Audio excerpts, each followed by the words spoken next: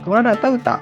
Dalam setiap pakej umrah bersama Cahaya Adin yang akan diuruskan oleh Al-Balad Travel and Tours, anda bukan sahaja berpeluang menunaikan satu kali umrah wajib, tetapi turut diberikan keistimewaan untuk menyempurnakan sehingga 3 kali umrah dalam satu perjalanan penuh barakah ini.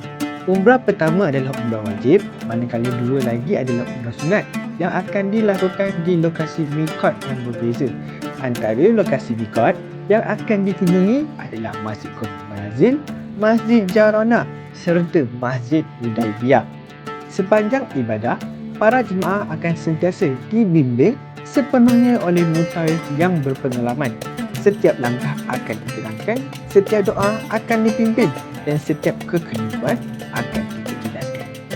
Jangan lepaskan peluang menambah pahala dan merasakan ketenangan jiwa dengan umrah yang berulang-ulang kali. Sertai pakej umrah Cahaya Adin bersama Al-Balad Travel and Tours. Bimbingan penuh untuk ibadah yang lebih sempurna.